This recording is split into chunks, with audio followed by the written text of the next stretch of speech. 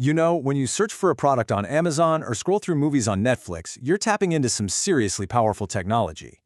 AI-powered search really is the engine of the modern web, and for years we've all kind of thought it's one of the smartest tools we've ever built. But what if I told you it has a fundamental, hidden flaw? Right, let's just get straight into it, because that's the big, provocative question that's being raised by some absolutely bombshell new research. Today, we're basically going to be detectives, uncovering a weakness that's lurking deep inside the AI systems that, let's be honest, we all use every single day. So, first things first, let's meet the hero of our story. This is the technology that, on the surface, seems absolutely perfect: embedding-based retrieval. This is the magic that powers pretty much all modern AI search and recommendations. So, how in the world does this work? Well, imagine you could take every single product, every movie, every document you've got, and turn each one into a single point in this giant, multi-dimensional cloud. In this space, similar things just naturally clump together. So when you search for something, your query also becomes a point, and the system just has to find its nearest neighbors. It's totally brilliant because it understands meaning, not just exact keywords. And this, right here, is why businesses are obsessed with it. It gets that heart attack and myocardial infarction are basically the same thing. It can seamlessly mix text, images, and user data all in the same space. It scales up to millions of items, no problem. And of course, the big one, it drives sales through super personalized recommendations. It really does seem flawless, right? But then, the plot twist. A new paper from Google DeepMind just dropped a bomb, revealing a hidden limitation, a crack in the very foundation of this entire approach we've all come to rely on. And that brings us to the heart of our investigation. The problem isn't about language or understanding words. Oh no, it's a hidden geometric puzzle, and we're about to solve it. So here's the absolute crucial point. The system has to take all the information about a really complex item, a movie, a person, a medical document, and cram it all down into one single tiny point in space. Think about that. That is a massive, massive constraint.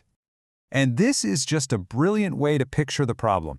Imagine you've got two separate little piles of iron filings, and you want to pick them both up, but you only have one magnet. Where do you put it? You can put it right over one pile and get all of it, or you can put it in the middle and get, a little bit of both, but you can't perfectly grab both of those separate groups at the same time. It's just not possible. Now this slide really brings it home. On the left, you see how a single vector search works. It can only draw a simple straight line to separate what's relevant from what's not. It just scoops up one nice, neat group. But look at the right. What if you, the user, want two different groups of things? Like when you search for A or B. A single straight line just can't grab both of those separate clusters without also picking up a whole bunch of junk in between. The researchers at DeepMind, they knew this was a potential weakness, so they designed this really clever trap to expose it. A test that would become the smoking gun of our entire investigation. They called it the limit benchmark. And here's how they described it: a linguistically simple, geometrically impossible task. And that's the absolute key right there. The words themselves were super easy for the AI to understand. It was the shape of the right answer in that vector space that was impossible for it to form. The test itself was so simple, it's almost funny. It used a database of basic facts, like Alice likes apples and bananas, and then it asked simple questions like, who likes apples? I mean, you literally could not design an easier language task. And the results were just staggering, honestly. Some of the world's most advanced AIs, we're talking Gemini and Llama, they found the correct answers less than 20% of the time. Meanwhile, a simple keyword search algorithm from the 1990s, BM25, got it right nearly 100% of the time. I mean, think about that. Decades-old tech just completely wiped the floor with modern AI.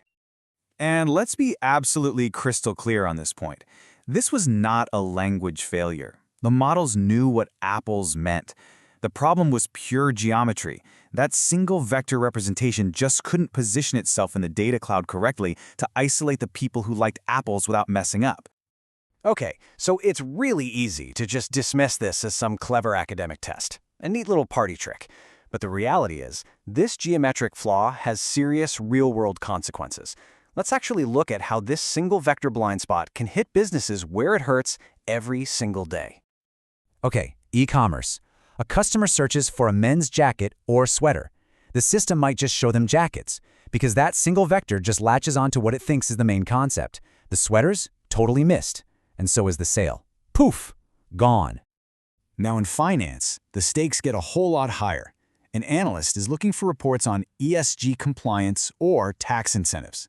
They might only see documents about one of those topics, and that means huge decisions are being made with incomplete information, which introduces a ton of risk. And in healthcare, the consequences can be even more severe. A doctor searching for guidelines for patients with diabetes or hypertension might miss crucial info for one of those conditions. That could directly impact patient care. This is serious stuff. And even in something as common as tech support, a user asks how to reset my password or recover my username, and they only get help for the password. What happens? You get a frustrated user and a costly call to a support agent that could have been avoided. But, okay, here's the good news. Now that we've really put our finger on the problem, we can start talking about the solutions. It's time to break free from the handcuffs of the single vector. All right, so there are basically three main paths forward. Let's break them down real quick.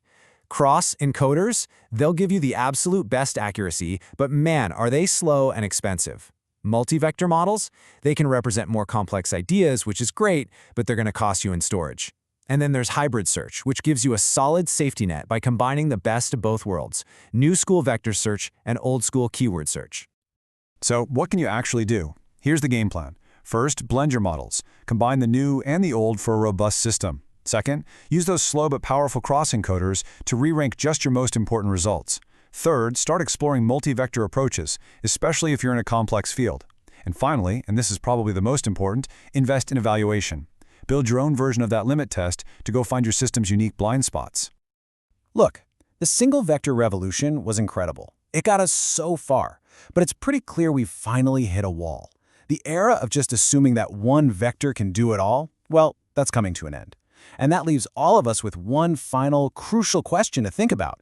Just how many vectors does your search really need to get the job done right?